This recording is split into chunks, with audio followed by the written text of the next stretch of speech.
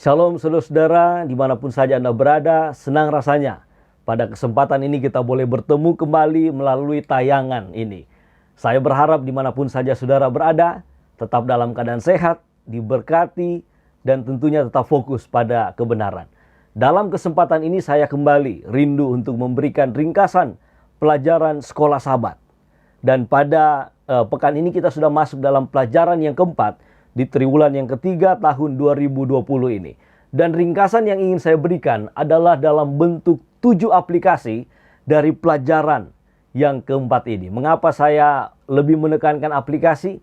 Oleh karena ketika kita belajar firman Tuhan, terlebih khusus juga kita belajar akan pelajaran sekolah Sabat, tidak hanya menambah pengetahuan rohani kita, tetapi yang terlebih penting, apa yang kita pelajari dan apa yang bisa kita aplikasikan dalam kehidupan kita, agar kita memiliki pertumbuhan rohani, pertumbuhan iman dalam hidup kita masing-masing.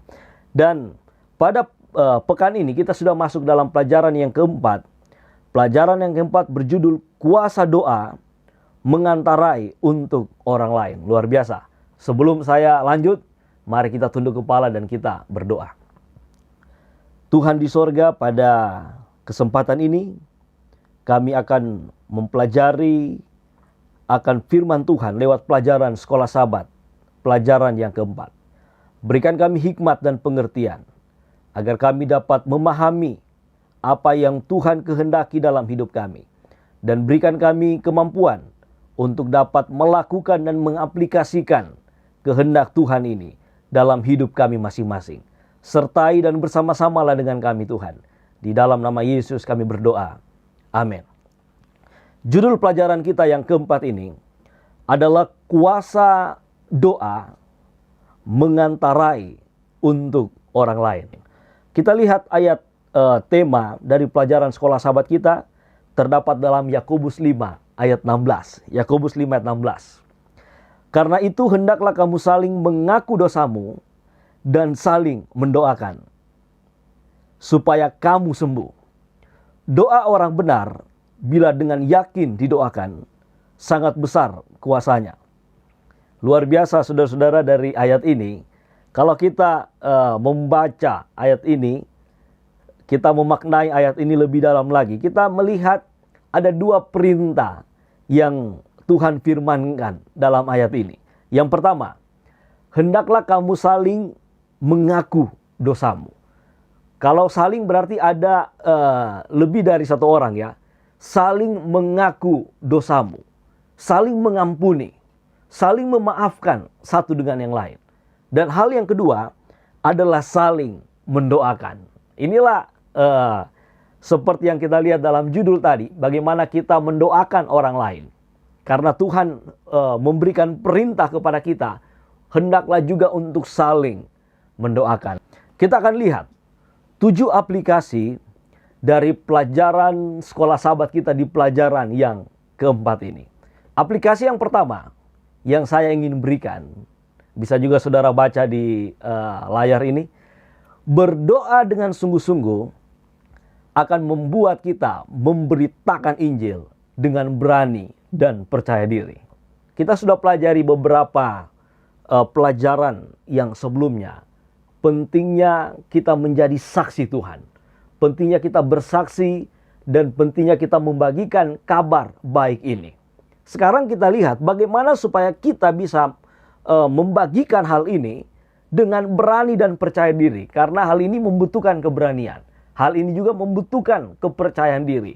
Jawabannya kita dapatkan dalam pelajaran keempat ini adalah dengan doa yang sungguh-sungguh. Saya ingin baca ada ayat yang diberikan dalam pelajaran sekolah Sabat kita dalam Kisah 4 ayat 31. Bunyinya demikian. Dan ketika mereka sedang berdoa, goyanglah tempat mereka berkumpul itu. Dan mereka semua penuh dengan Roh Kudus. Saudara lihat selanjutnya. Lalu mereka memberitakan firman Allah dengan berani. Saudara lihat, doa yang sungguh-sungguh akan membuat kita memberitakan Injil dengan berani. Kita lanjut lagi. Dalam pelajaran sekolah Sabat kita ada poin yang penting yang dikatakan seperti ini. Karena ini berbicara tentang murid-murid. Ketika mereka sedang berdoa, seperti ayat tadi ya, mereka mendapatkan pemenuhan Roh Kudus dan mereka memberitakan Injil dengan berani. Ada hubungan langsung antara doa-doa mereka, pemenuhan Roh Kudus, dan pemberitaan firman Allah yang penuh kuasa. Ada hubungan langsung dari tiga hal ini. Doa mereka, pemenuhan Roh Kudus, dan pemberitaan firman Allah yang penuh kuasa. Dan ketiga hal ini saudara-saudara tidak bisa terlepaskan satu dengan yang lain. Ketika kita memberitakan Injil, rindu memberitakan Injil, jangan pernah putus dalam berdoa. Karena ini adalah kuasa yang akan membuat kita berani untuk melakukan hal ini. Memberitakan atau bersaksi bagi Tuhan. Ada ayat yang menarik saudara-saudara kalau kita lihat dalam pelajaran sekolah sahabat kita, dalam Yakobus 1 ayat 5. Pentingnya berdoa. Yakobus 1 ayat 5. Tetapi apabila di antara kamu ada yang kekurangan hikmat, hendaklah ia memintakannya kepada Allah yang memberikan kepada semua orang dengan murah hati. Pentingnya hikmat. Hikmat inilah yang diberikan kepada murid-murid Yesus ketika mereka memberitakan Injil. Ketika kita bersaksi, atau ketika kita rindu membagikan kebenaran, kita perlu hikmat. Kita perlu cara-cara yang terbaik untuk kita dapat melakukan hal ini. Dan hikmat itu hanya bisa kita dapatkan dari Tuhan melalui doa yang sungguh-sungguh. Ini aplikasi yang pertama. Doalah, berdoalah dengan sungguh-sungguh. Maka kita akan mendapatkan keberanian, mendapatkan hikmat, kepercayaan diri ketika kita bersaksi dan memberitakan kebenaran bagi orang lain. Kemudian kita lanjut di aplikasi yang kedua yang saya rindu bagikan. Aplikasi yang kedua. Jika kita berdoa, itu akan membuat Allah ada di pihak kita dalam peperangan antara kuasa yang baik dan yang jahat. Tentunya kita semua mengetahui dalam dunia ini ada dua kuasa. Kuasa yang baik yang berasal dari Tuhan dan kuasa yang jahat yang berasal dari iblis. Hanya ada dua kuasa. Aplikasi yang kedua ini, jika kita berdoa, maka itu akan membuat Allah berada di pihak kita dalam peperangan antara yang baik dan yang jahat. Kita baca ayatnya dalam Ibrani 1 ayatnya yang ke-14. Ibrani 1 ayat 14 berbunyi demikian. Bukankah mereka semua adalah roh-roh yang melayani, malaikat itu tadi, yang diutus untuk melayani mereka yang harus memperoleh keselamatan. Ada malaikat Tuhan yang diutus oleh Tuhan untuk memberikan perlindungan, memberikan kemenangan bagi saya dan saudara dalam memerangi kuasa yang jahat ini. Ada poin yang menarik sehubungan dengan hal ini. Apa yang Allah tidak akan lakukan adalah memaksa hati nurani. Kekuatan itu bertentangan dengan kerajaan Allah. Saudara lihat, Allah bisa melakukan banyak hal, semua hal dalam kehidupan kita. Tetapi yang tidak akan Allah lakukan, walaupun Allah dapat, ini beda ya, tidak akan dengan tidak dapat berbeda. Yang Allah tidak akan lakukan adalah memaksa hati nurani seseorang. Karena itu bertentangan dengan prinsip kerajaan Allah. Allah tidak akan ada di pihak kita jika kita tidak meminta akan hal itu kepadanya. Jika kita tidak sungguh-sungguh berserah dengan Tuhan. Itulah sebabnya, jika kita mau Allah berada di pihak kita, berdoalah setiap waktu. Berdoalah dengan sungguh-sungguh dan berserah kepada Allah. Inilah hal yang perlu untuk kita aplikasikan dalam kehidupan kita. Aplikasi yang ketiga yang ingin saya bagikan. Menjadikan doa sebagai kebiasaan yang kita lakukan setiap waktu. Saya ulangi ya.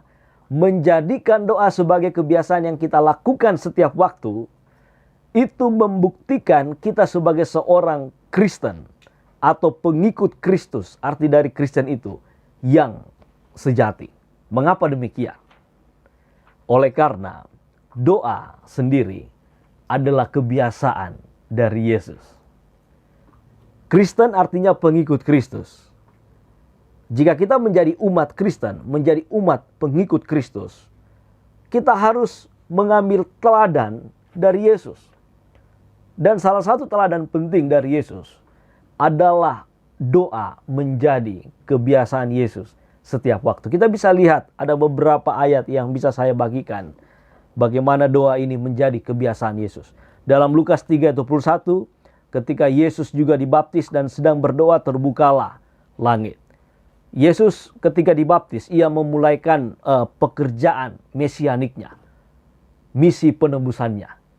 Dan ketika ia memulaikan pekerjaan itu, ia berdoa dan berserah kepada Allah. Ada hal yang menarik lagi yang disampaikan di sini.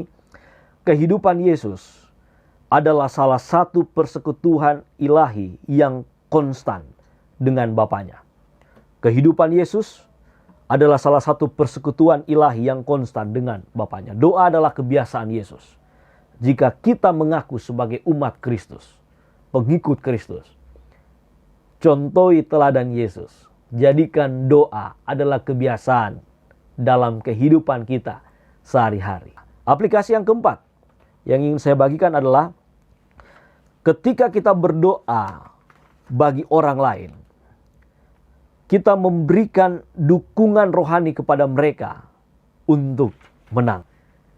Biasanya kalau kita nonton sepak bola, tim kesayangan kita memberikan mereka dukungan dengan cara menonton mereka bertanding.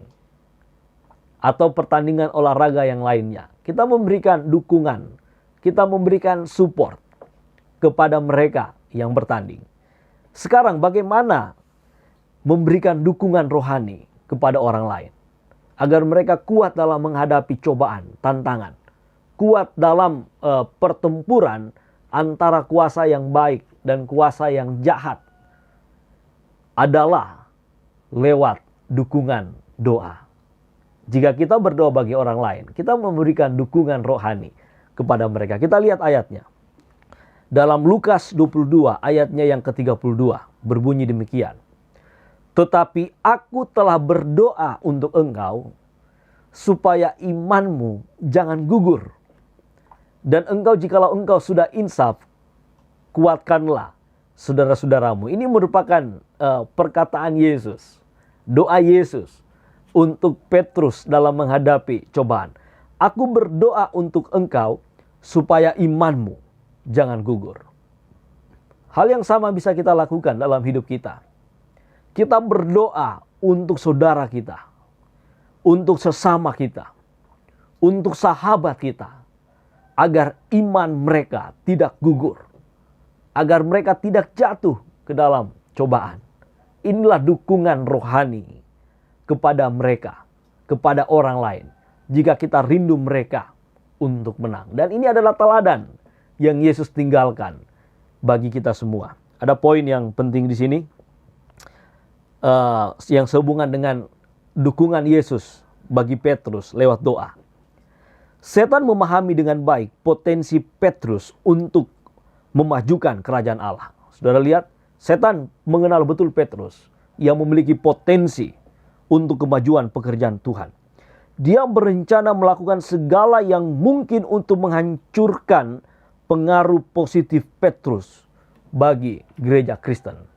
Ini usaha setan menggagalkan akan potensi yang dimiliki oleh Petrus ini. Tetapi lewat dukungan doa Yesus, dukungan doa orang lain baginya, ia dapat memperoleh kemenangan. Poin yang kelima yang saya ingin bagikan adalah doa pengantaran akan mempersatukan kita dengan orang lain dalam satu hati. Sekalipun kita terpisahkan oleh jarak dan keadaan. Di pelajaran sekolah sahabat, kita juga melihat contoh akan hal ini atau doa pengantaran ini dari pelayanan Rasul Paulus. Saya bacakan ya. Saya bacakan, kita bisa lihat juga dalam pelajaran sekolah sahabat kita. Paulus berdoa untuk para petobat baru di gereja-gereja yang ia dirikan melalui pelayanan penginjilannya. Paulus tidak bisa bertemu selalu dengan orang-orang yang ia ajar, yang akhirnya orang-orang yang ia ajar itu bertobat menjadi umat Tuhan. Ia tidak bisa bertemu selalu. Hal yang Paulus lakukan adalah berdoa untuk mereka. Kemudian, meskipun dia terpisah dari orang-orang yang dia kasihi, dia menyadari bahwa mereka dapat dipersatukan dalam hati ketika mereka saling mendoakan. Sudah lihat, Paulus menyadari hal ini sekalipun mereka terpisah oleh jarak, tetapi ia percaya bahwa dengan doa, dengan saling mendoakan, mereka dapat dipersatukan dalam satu hati. Satu hati yang percaya sepenuhnya kepada Tuhan. Kemudian, doa Paulus untuk orang-orang percaya di Efesus sungguh luar biasa. Dia berdoa agar Allah memberi mereka kebijaksanaan dan ketajaman rohani. Ini hal yang ia doakan.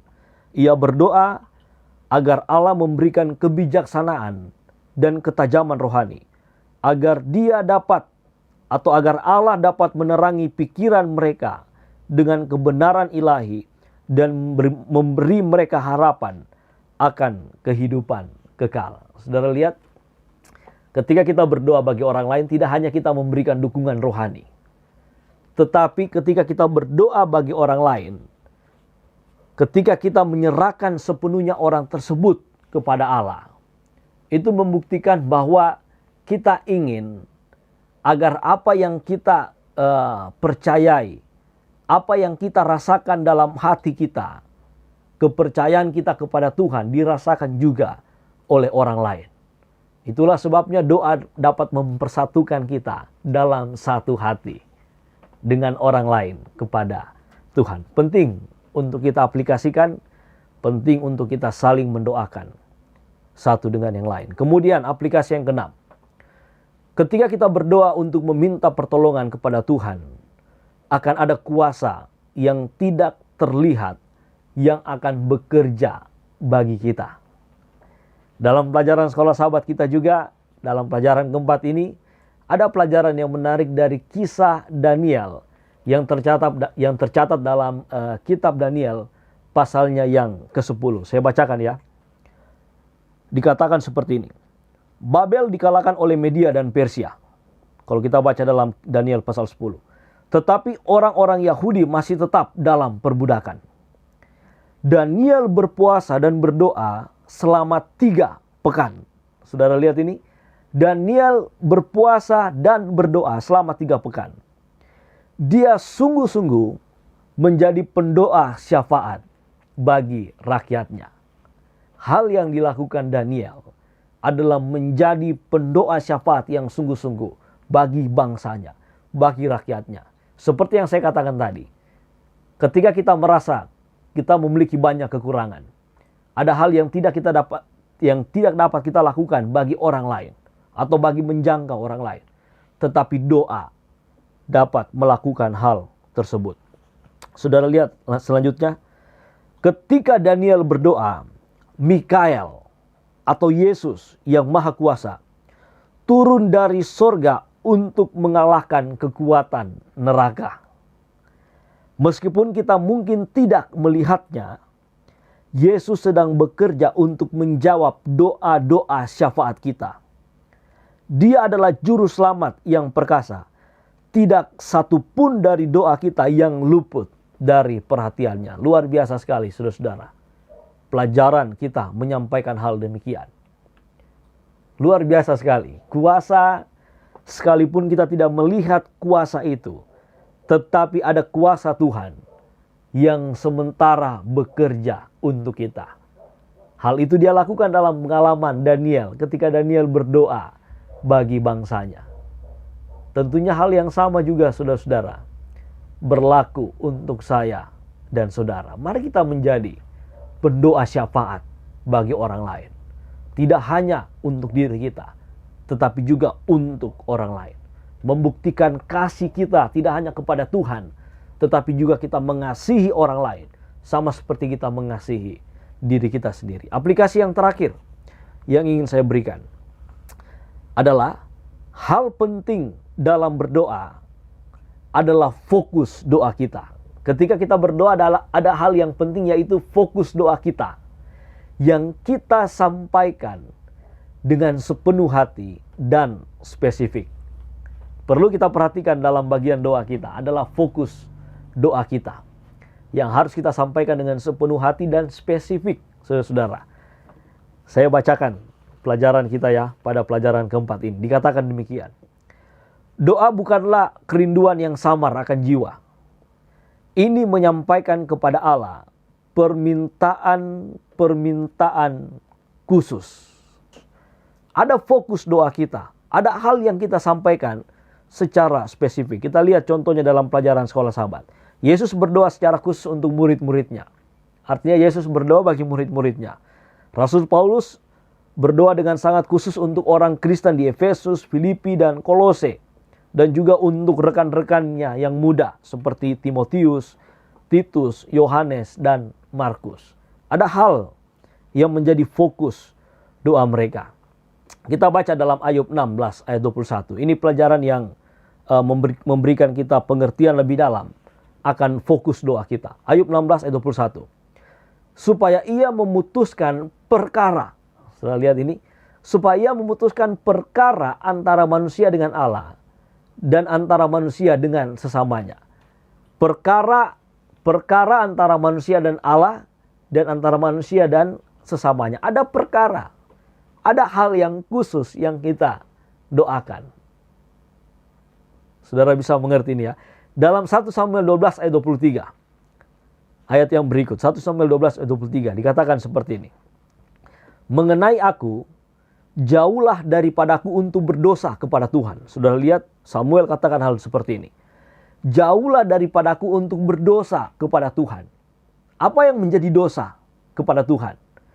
Dengan berhenti mendoakan kamu. Berhenti mendoakan kamu.